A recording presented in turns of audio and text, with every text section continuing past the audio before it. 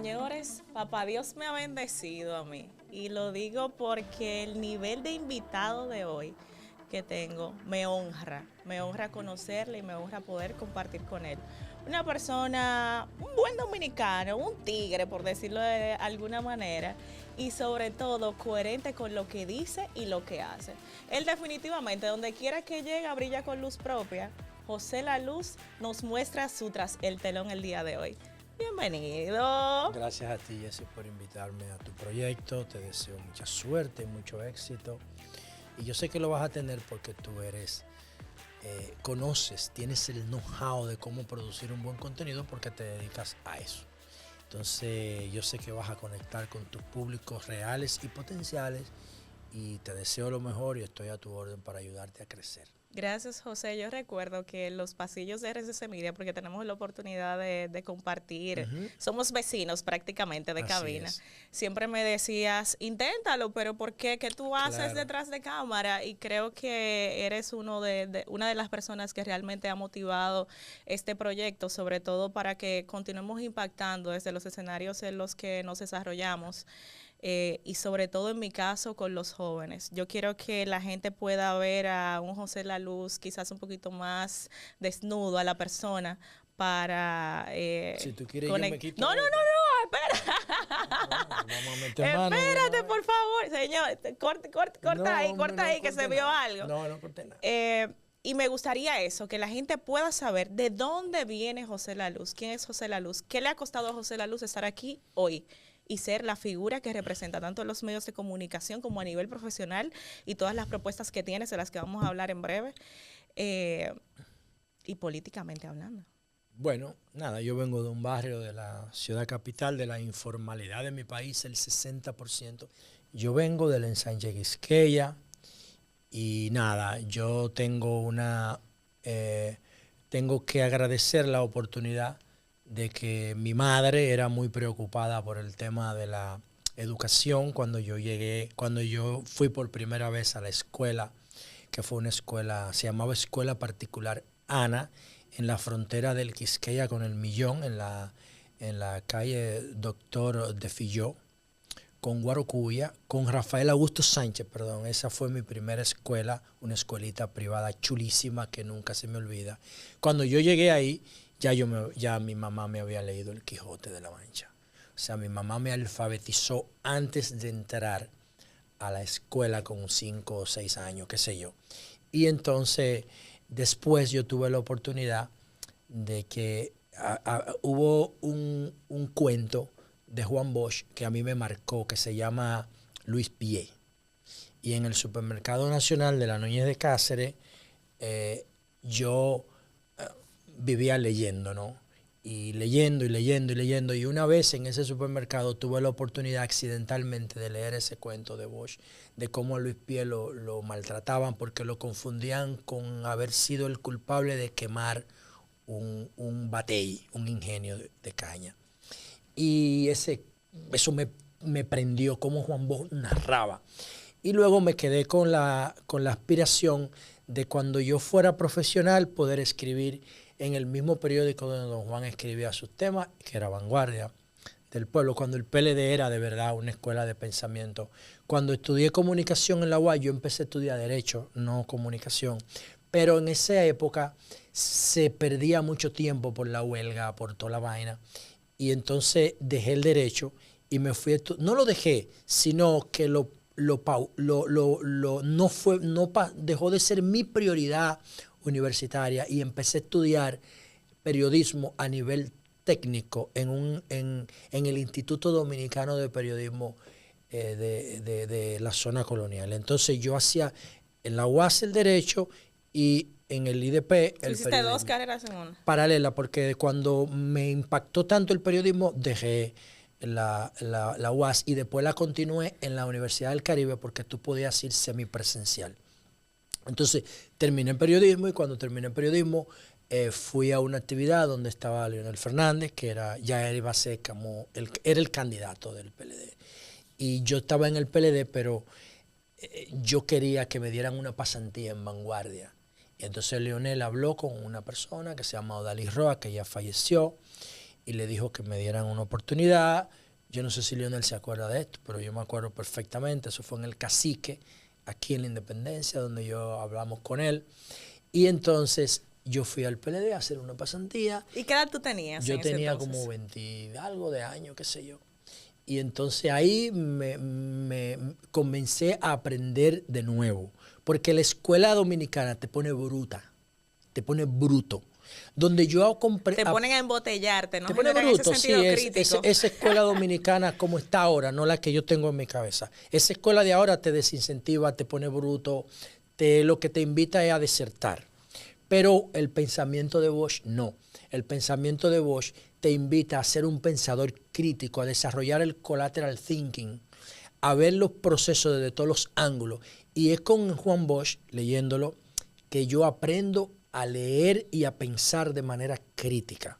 Y entonces haber hecho esa pasantía en el periódico Vanguardia, que luego me quedé un tiempo trabajando y me desarrollé intelectualmente, es a lo que yo debo.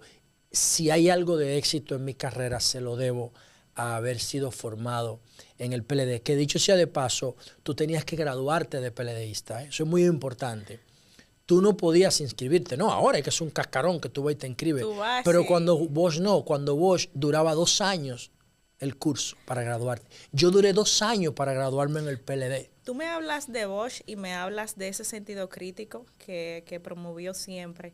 ¿Qué tú mantienes de él, además de eso que me dices, y qué tú todavía no terminas de emular? Lo digo en base a su legado. Bueno, tú tienes que ver el contexto, ¿no? Juan Bosch era un líder de la Guerra Fría. Ya no se puede ser Juan Bosch porque el contexto cambió, aunque yo quisiera. Ya el perfil de liderazgo que demanda la sociedad de hoy no es el que demandaba la sociedad del final del siglo pasado. Y mi pensamiento es una mezcla de varias influencias, pero en términos políticos, Bosch, pero en términos tecnológicos políticos, mi referencia se llama Julian Assange, que es el creador de Wikileaks. Lo conocí en el 2010. Lo que yo hice fue que mezclé el pensamiento ideológico de Bosch con el pensamiento tecnológico de Assange para crear mi propuesta que se llama liderazgo responsable.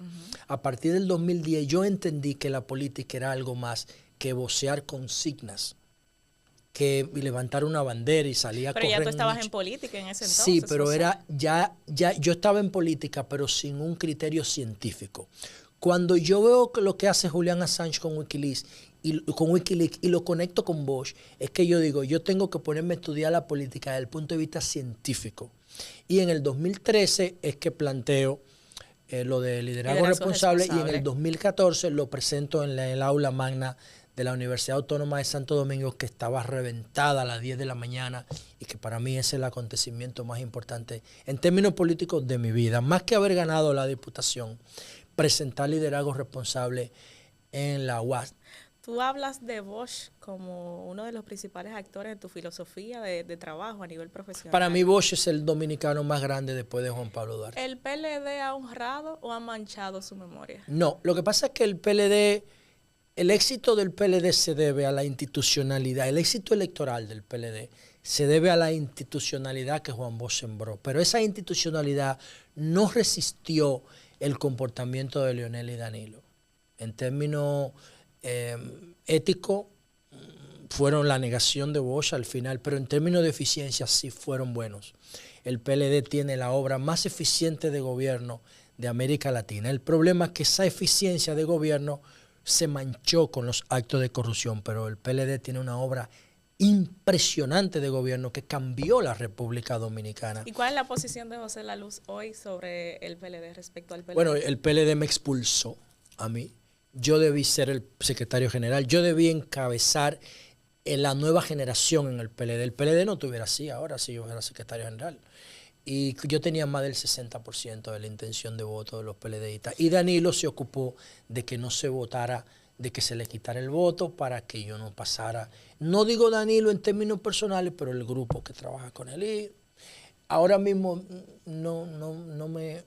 Para mí no me interesa valorar nada que tenga que ver con eso. Ok, ¿qué hubiese pasado con el PLD hoy si hubiese sido José Laluz el secretario general? Yo preparé un proyecto, se lo presenté a la Comisión Organizadora de Congreso para hacer un PLD, un partido en línea, totalmente virtual, aunque siguiera los procesos análogos y físicos. Yo quería meter al PLD en la agenda del siglo XXI. Ahora mismo el PLD estuviera compitiendo de tú a tú con el presidente Abinader. Yo lo hubiese desmarcado de los casos de corrupción, porque el PLD no ha cometido ningún acto de corrupción. De hecho, si tú te pones a ver, por ejemplo, el expediente de Jean Alain, ahí no hay un dirigente del PLD. Yo no sé de dónde salieron ellos. Entonces, el PLD como institución no agredió a la sociedad dominicana. La responsabilidad, según la Constitución de la República, es personal. Pero ellos no han querido desmarcarse de eso. Y ahí está la trampa. El PLD debió desmarcarse. Si yo hubiese sido secretario general, yo lo desmarco de ese tema. Y avanzo en una agenda del siglo XXI. ¿Y tú entiendes que los intereses impacten ahí, José? Claro, porque Danilo es el presidente del PLD. Danilo nunca debió ser presidente del PLD después de lo que pasó en el 2020, porque él contribuyó a dividir el partido.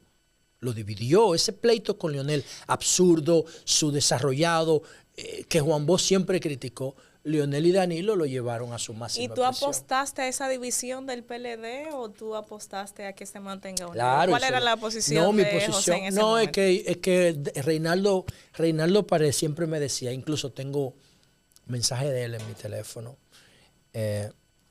no voy a decir que en paz descanse porque los muertos no tienen conciencia y no está descansando, no saben nada, los muertos se convierten en insumo para nuevas vidas. Pero Reinaldo siempre me decía que los partidos divididos no ganan. Reinaldo le interesaba que el partido estuviera unificado porque él quería ser presidente. ¿Y por qué tú hablas de que los partidos divididos no ganan definitivamente? No ganan. Lógicamente. Pero ¿qué entiendes tú que ocurre en un partido que tiene tantos líderes y que al final no llega a un punto de consensuar? Por los intereses individuales y de grupos que matan la institucionalidad. A mí me gusta el modelo español. El modelo español es mientras un liderazgo, en este caso el presidente Sánchez, mientras un liderazgo esté vigente y tenga el apoyo de la población, tiene que dirigir el partido, tiene que dirigir las aspiraciones electorales. Después de Pedro Sánchez vendrá otro, como era Felipe González antes o Rajoy. Entonces aquí no, aquí Leonel Fernández tiene 70 años y sigue insistiendo en ser presidente, porque él entiende que las demás generaciones no tienen derecho a definir su propio futuro, ¿entiendes? Claro. Y eso es lo que yo particularmente no entiendo. Yo pasé por la Cámara y teniendo los mejores números, yo creo que era el segundo más valorado. Y dije, ya yo pasé por aquí, déjame dejarle este asiento a otro. Que venga otro, como Omar Fernández, por ejemplo, y viva la experiencia. Yo me voy y me fui. Pero ahí hay gente en el Congreso que tienen 30 años siendo diputados y no ceden el espacio porque no tienen sentido de la historia, ¿entiendes? No entienden que tú cumples un rol en la sociedad en un tiempo determinado. ¿Considera, José, que sería necesario o que habría la posibilidad de que salga un partido político que promueva tus ideales y eso que me vienes planteando? Sí, yo tengo un proyecto con mi amigo y hermano Santiago Matías. Saludos para él. Estamos construyendo las bases. Ya yo escribí parcialmente. Lo que hice fue que el proyecto que yo estaba diseñando para el PLD, yo no se lo dejé. Yo, como me hicieron esos trucos, me lo llevé porque yo se lo presenté, pero yo se lo iba a dejar. Pero como yo advertía que ya estaban conspirando contra mis aspiraciones, yo tengo mi proyecto, ¿no?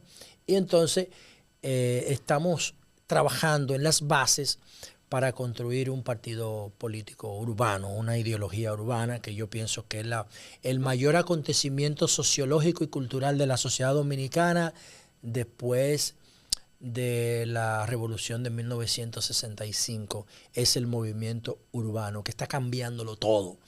Y entonces eso necesita una expresión política. Eso que está pasando con el dembow, eso que está pasando con el humor, eso que está pasando con la ropa, eso que está pasando con la cerveza, necesita una expresión política. ¿Cómo aplicar dentro de esa propuesta que me parece muy interesante que me estás planteando? Estos jóvenes que están haciendo dembow, que están metidos en los barrios, en zonas donde no hay un acceso a educación de calidad y donde no se promueve eso que me mencionas del sentido crítico. porque sabemos cómo es que se maneja la educación de nuestro país. ¿Cómo están integrando y cómo estás integrando tú dentro de esa propuesta acciones que no dejen a la juventud en ese pensamiento de lo que vemos en la letra de la música urbana? ¿Cómo transformar el pensamiento joven, que es la generación que es el relevo, definitivamente? Me hablas de movilidad, me hablas de tecnología, que son temas bastante acertados y que se adaptan definitivamente a lo que estamos viviendo hoy. Pero ¿qué va a ocurrir con esas personas y ese porcentaje que mencionas que está metido allí, en los barrios? Bueno, lo más importante de los artistas urbanos dominicanos, lo más importante, hay que saber por qué ellos escriben así. Bueno, ellos escriben así porque a nadie se ocupó de educarlos. Entonces, ellos son flores de fango. Ellos nacieron en un entorno totalmente hostil y violento. Entonces, si tú coges el caso de Toquilla, por ejemplo, ella tenía que prostituirse porque si no, el dueño de la casa la sacaba de la casa. Su papá preso, su mamá fuera del país, ella trabajando en un call center, no tenía comida garantizada ni casa y tenía que darle sexo al dueño de la casa. Y ella cuenta en una entrevista que ella duraba horas bañándose para quitarse el sucio moral de encima, de acostarse con un tipo que a ella no le gustaba. Y la gente no entiende que el Estado la dejó abandonada. Lo mismo que a Rochi, lo mismo que al Alfa, ¿entiende? Entonces, definitivamente es su entorno. Lo que ellos se expresan en su música es lo que ven en su entorno. Entonces, si tú le cambias el entorno, cambian las letras. Totalmente, pero entonces, ¿cuáles son las políticas públicas que nosotros tenemos que ver, socialmente hablando, para ver un cambio en lo que se consume y ver un cambio en los resultados? Entonces, una vez que ya ellos son consolidados, artistas consolidados, como Toquilla, como el Alfa, como Rochi, que para mí son de los tres más principales del país, entonces ya el Estado es el que tiene que poner las reglas. Yo no creo en prohibir, además la Constitución impide prohibiciones por temas de opinión pública, pero la Constitución dice en el artículo 49 que la opinión pública se ejerce con libertad, pero con respeto a niños, niñas y adolescentes. ¿Qué significa? Que el Estado tiene un marco legal para cada vez que un artista urbano promueva el consumo de droga, promueva la pornografía, promueva la violencia o promueva las armas, castigarlo. ¿Por dónde tiene que castigarlo? Por el bolsillo. Entonces Toquilla, que yo la promuevo, tiene una canción que es un atentado contra la patria, que se llama Desacato Escolar, Calentura Vaginal. Si el Estado le pone $1 millón de multa por esa canción, ella no vuelve a hacer eso más. ¿Por qué? Porque al final ella depende del entorno para subsistir. Entonces, el Estado es el que tiene que poner las reglas, no el artista. Y el Estado tiene las herramientas ahí, solo tiene que convertir la Comisión de Espectáculos Públicos en una Procuraduría Especializada de Seguridad Cultural, como establece Seguridad Perimetral mi proyecto. Y ya, y no tiene problema. Ahora, tú tienes que corregir la marginalidad en los barrios para que la calidad de los artistas... ¿Por qué tú apoyas a Toquilla? ¿Por qué tú apoyas su contenido? Toquilla ha podido entender cuáles son los códigos del siglo XXI en materia artística y musical. Bueno, y ahí está. Para mí, la mujer dominicana ahora mismo, la artista dominicana mujer más trascendente es Rosalía, aunque algunos se tengan que rasgar su vestidura y tengan que tragar para adentro porque no les gusta, porque no lo acepten.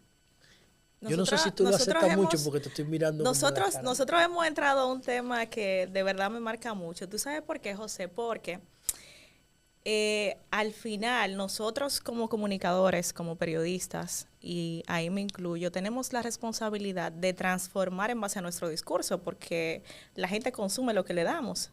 Si le damos lo que se promueve en los barrios, que es lo que ellos están viendo y es lo que nos están aportando, al final estamos promoviendo temas que sabemos que no aportan a nuestra sociedad. Y te pregunto por qué tú apoyas a Toquilla, precisamente porque lo que ella promueve es todo lo negativo de su entorno, porque es lo que recibe. Y ahí me sale la cuestionante de, José, si nosotros tenemos impacto en los medios de comunicación y estamos apoyando este tipo de proyectos, ¿qué le estamos dejando a una sociedad que cada vez más va en detrimento? Hay que dividirlo en dos. Por ejemplo, yo te dije que para mí, si yo hubiese sido funcionario público en este gobierno, hubiese sido el presidente de la República o el procurador, calentura vaginal, yo lo hubiese... pero no solamente sanciono a Toquilla, porque en calentura vaginal, desacato escolar, Toquilla es solamente un elemento. Y YouTube, y Spotify, y Apple Music, y Pandora, Entonces, yo lo hubiese dado en la madre a todos. Entonces, lo desincentivo para que ese contenido no se promueva. Pero, aparte de calentura vaginal, desacato escolar, la promoción a las drogas, ¿qué es lo malo que hace Toquilla? Dime. Toquilla promueve que el sexo. Promueve el sexo. El sexo es malo. Promueve, pero un segundo, promueve la cualquierización de la mujer, promueve las drogas, pero no quiero referirme a eso, José, porque yo no, y precisamente es un contenido del que hablo siempre. No me refiero al contenido de ella ni lo estoy criticando en base a lo que ella consume, porque como hemos dicho antes, ella está promoviendo lo que ella tiene en su entorno. Ahora, nosotros que quizás tenemos acceso a cierta educación, a cierta formación, sabemos que este contenido no aporta socialmente hablando, independientemente de que sea una realidad y que sea lo que viven los dominicanos, pero de alguna forma, tú que tienes el poder de un micrófono y que tienes voz y que tienes propuestas, ¿de qué manera tú entiendes, y ahí entra mi pregunta, que estás apoyando un proyecto que promueve la parte negativa cuando tenemos que crear políticas y que tenemos que motivar políticas, tanto a nivel social como políticas públicas, que trabajen que trabajen en nuestra sociedad, que trabajen a esos jóvenes, que trabajen ese contenido que estamos viendo? ¿Y por qué apoyar un contenido que pone en alto a la República Dominicana en tierras extranjeras, pero que pone en alto la vulnerabilidad de nuestro país? Porque República Dominicana es muchísimo más que eso. Bueno, para mí lo único que yo considero que es que el contenido de Toquilla debe ser un contenido que el Estado tiene que encargarse de que sea consumido por mayores de edad. Y si va más allá, entonces el Estado tiene los mecanismos legales y constitucionales para perseguirlo en términos de sanciones.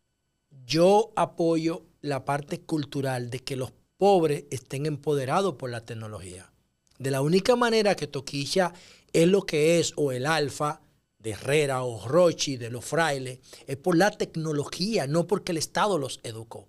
Y ahí es que yo creo que está el power de República Dominicana, que lo que hemos hecho con el dembow lo podemos hacer con la inteligencia artificial, con el gaming, con la agroindustria, con las 3 R's, con la programación online, con el e-commerce. Lo podemos hacer con tantas facetas que los urbanos nos mostraron el camino de cómo se conecta con el nuevo mundo. Entonces tú no apoyas Toquilla. No, es que Toquilla, yo te dije que es una flor de fango, pero una flor.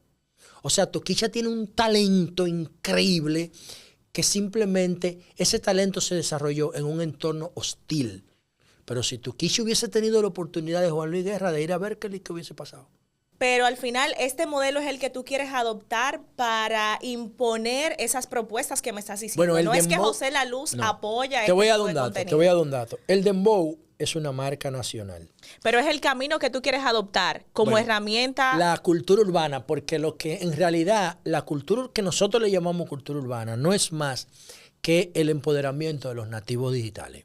Esos muchachos cogían PC Pentium 4 de la basura, de la pulga, ponían cartones de huevo vacío en la pared para generar el efecto de insonorización y hacían un estudio en Cristo Rey, en los frailes, en Herrera.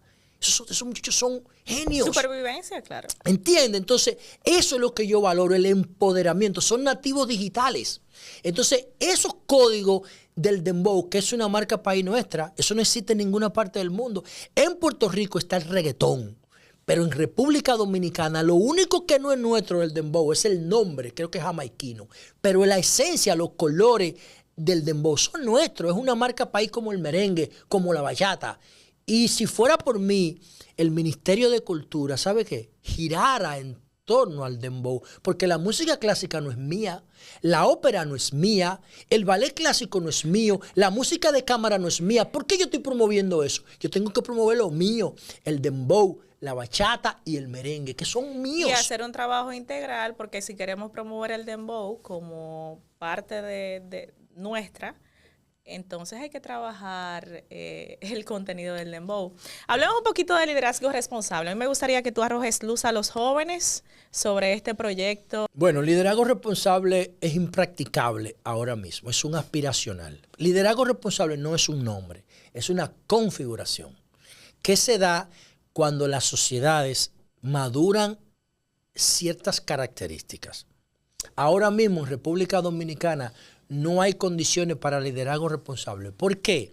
Bueno, porque nosotros somos líderes mundiales en accidentes de tránsito, porque manejamos mal, porque violamos la norma. ¿Qué significa la palabra responsable? Es un valor de la religión, que significa, viene del verbo, del vocablo responso y del verbo respondere, que significa la habilidad o la capacidad o la obligación de cumplir lo que prometes. Eso es lo que significa responsabilidad, habilidad de responder.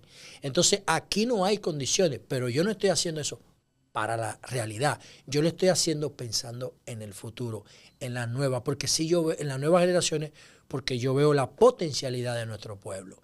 Entonces, yo no me preocupa el tiempo. ¿Y por qué impracticable, José? Porque para tu poder ser responsable necesitas tener una API, un paquete de herramientas que la República Dominicana no lo tiene. Si no respetáramos los semáforos, no nos parqueáramos en la acera, no nos fuéramos en vía contraria, los delivery no manejaran con una mano buscando la dirección en otra. Eso en Canadá tú no lo vas a ver. Tú no lo vas a ver en Canadá.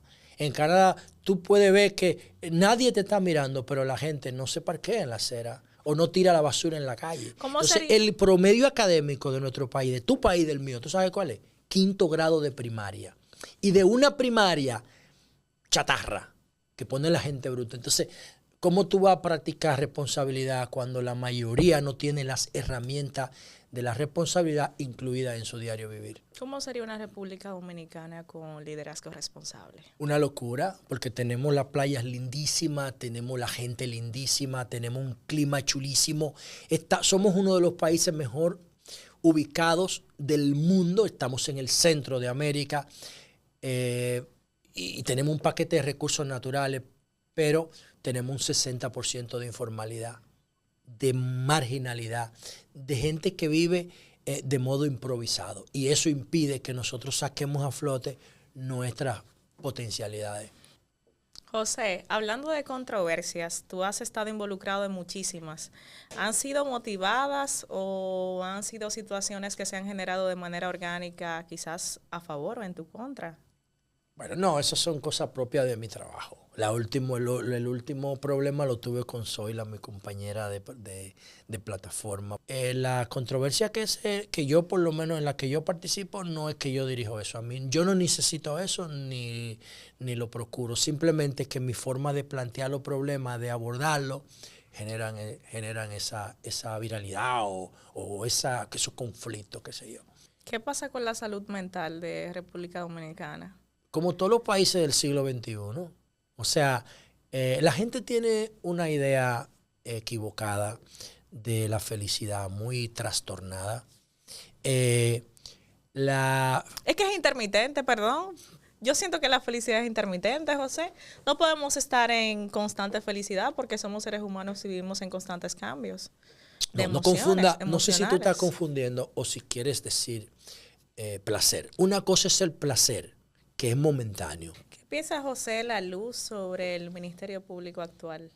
Bien, que pienso que es uno de los puntos más luminosos que tiene el gobierno porque ahí se ve el cambio.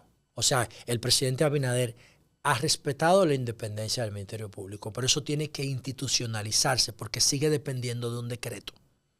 El Ministerio Público tiene que ser independiente en la Constitución, no en la voluntad de un presidente. Porque si él quiere mañana, cambia eso.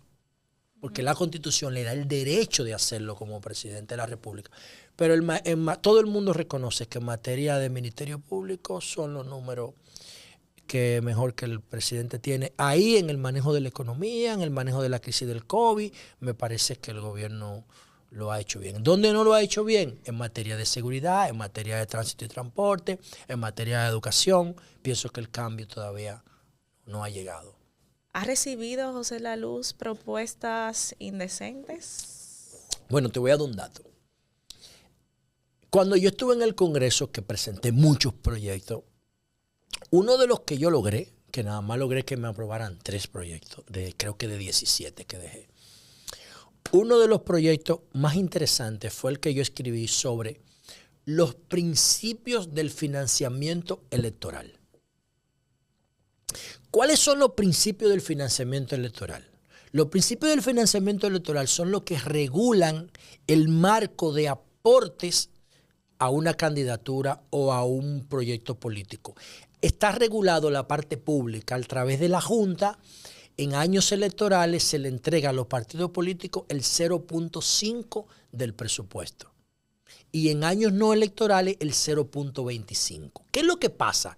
Que el financiamiento privado no está regulado.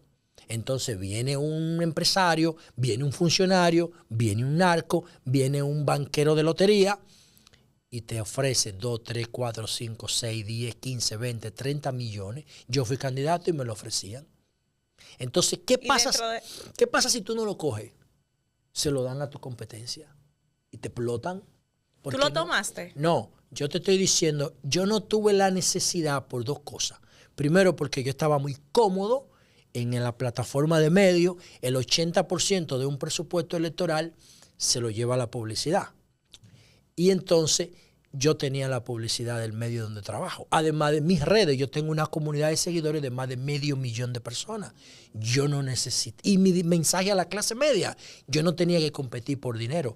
Pero a personas de mi confianza, que yo sabía que no me iban a pedir nada a cambio, sí yo le acepté contribuciones, porque como tú lo financias, cómo tú logras llegar hasta el día D en las elecciones. El día D significa el día de las elecciones. ¿Cuánto tú crees que tú necesitas para darle la logística a los delegados electorales? ¿Cuánto tú crees? Un dinero. Y si no, se la da a otro. Entonces, esas son las reglas del juego. No, nunca jamás. Nunca, no, eso sí yo puedo decírtelo así, de frente. Pero para el tema electoral es imposible que tú no aceptes dinero del sector privado, porque si no, no puedes competir. Y eso es lo que tenemos que cambiar. ¿Qué salvas o condenas del gobierno o de los gobiernos de Danilo Medina? Y si fue un obstáculo o una vía Danilo Medina para José La Luz. Bueno, en el caso de Danilo específicamente, sí, o del PLD. De Danilo Medina. Está bien, de Danilo, que yo valoro. Danilo aprobó el 4% y lo cumplió al pie de la letra. No ha servido para nada. Apareció un informe de Educa que dice que la educación en la República Dominicana es un desastre. Pero cumplió con el 4%. El gobierno de Danilo Medina eliminó los apagones con la generación eléctrica. O sea, yo no quiero saber de Danilo en términos políticos, pero eso no me impide ver. Creo que Danilo me le hizo daño mucho a mi carrera por el tema de la Secretaría General del PLD. Pero eso no me impide a mí ver las cosas. Por ejemplo, el crecimiento económico se mantuvo durante su gobierno sin ningún problema. Nunca dejó de crecer la economía desde el 2012 hasta el 2020, los 8 años. La negociación con la Barri, que teníamos un 3 de beneficio, él lo llevó un 50. Ese tipo de cosas. El llevar la seguridad social, el SENASA, a una cobertura de un 80%. El 911. Mira que son puntos luminosos. Es lo mismo que Leonel. El mismo modelo de Leonel, los dos. El problema de ellos es que son muy permisivos con el tema de la corrupción. Y eso empañó su obra. Pero el PLD tiene una obra impresionante de gobierno. Yo creo que en América Latina no hay un país que tenga una obra más eficiente que la del PLD. El problema es que el PLD la manchó, esa gran obra de gobierno. Te iré mencionando algunas de tus propuestas para que me digas cuál es la más urgente, la más cuantiosa, la más visionaria y la más difícil de implementar.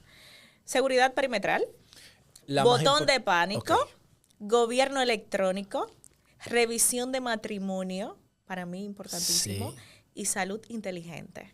Alimentación inteligente, que tiene que ver mucho con la salud. Es prácticamente lo mismo. Bueno, todas son importantes, míralo ahí. Y tú no hablaste del banco de sangre electrónico. Y no hablaste de gobierno electrónico. Para mí... Sí, te lo mencioné. Bueno, todos esos son productos de liderazgo responsable. Pero es que en realidad cuando tú lo miras por área, por ejemplo, botón de pánico. Yo estoy seguro que con botón de pánico el primer año bajan los homicidios a más de la mitad. A más de la mitad. No tengo duda de eso. Yo he tirado muchísimos escenarios y eso es lo que me da. Seguridad perimetral acabaría con los muertos por accidentes de tránsito. Entonces, yo no sé cuál es mayor prioridad. Ahora, lo que yo sé es que están perdiendo una oportunidad grandísima con esos proyectos que me han costado tanto sacrificio, tantas horas de desvelo, tanta investigación, tantos recursos, y no lo toman en cuenta. ¿Y están abiertas esa propuesta de manera gratuita? Sí, vieja, cualquiera lo puede asumir. Ahora estamos trabajando en San Luis en crear un modelo piloto de seguridad perimetral. Y yo acabo de publicar el manual de procedimiento para que una mujer deje una relación tóxica sin violencia. Es un producto de Botón de Pánico. Lo publiqué en mi cuenta de Twitter antes de ayer a propósito del caso de Chantal. Todas son interesantes. El banco de sangre electrónico, gobierno electrónico, revisión de patrimonio. Todas son alimentación inteligente. Yo pienso que wow, eso fue una locura. Pero la sociedad, como te decía ahorita, no está lo suficientemente madura para entender esa reforma. Tiene que agarrarlo al gobierno, José, para que se dé. Tiene que agarrarlo al gobierno. José, un mensaje final para esos jóvenes que nos están viendo en este momento y que te ven como lo que eres, como una figura con alto impacto, socialmente hablando, políticamente hablando, periodísticamente hablando. ¿Cuál es el camino hacia el éxito? ¿Qué debemos nosotros hacer para lograr esas proyecciones que nos planteamos como jóvenes? Dedicar la mayor parte del tiempo, de tu energía, de tu vida productiva en tu sueño, en lo que tú crees. Pero primero tú tienes que delimitar tu sueño. O sea, tú tienes que tener la mente allá arriba y los pies bien fijados en el piso. Entonces tú primero tienes que saber si tu sueño es viable. Una vez que tú estés seguro de la factibilidad y de la viabilidad de tu sueño, tienes que luchar por tu sueño. Pero no haces nada luchando por utopía, porque las utopías son irrealizables. Después que tú, y algo muy importante que te lo digo a ti, a toda tu audiencia, a todos los que están aquí, no compitas más allá de la sobrevivencia, porque eso te va a dañar tu salud y te va a crear muchos estados de insatisfacción. Compite solamente hasta que tú logres sobrevivir y estabilizarte. Una vez que tú tengas la sobrevivencia garantizada, pasa a las etapas de colaboración y de cooperación. Quedarte compitiendo después que tú lograste posicionarte no tiene sentido, porque tú no vas a llevarte el mundo por delante. Eso no lo ha logrado nadie en 10.000 años de civilización. Compite solo para sobrevivir. Cuando logres la sobrevivencia, empieza a disfrutar tu éxito. Si tú sigues peleando por competir y no disfrutas tu éxito, no lograste nada en la vida. Tienes que saber dónde empezar a disfrutar lo que ya lograste, porque competir te va a mantener en un estado de estrés. No importa que tú seas Jesse o que seas Elon Musk. Como quiera vas a estar estresada. Entonces disfruta tu éxito si ya lo lograste y deja de estar peleando por cosas de las que tú ya tienes. José, gracias. Gracias por ser motivación para este proyecto. Se terminó el vino. Y gracias por este mensaje y por impactar. Muchísimas gracias. Gracias a ti.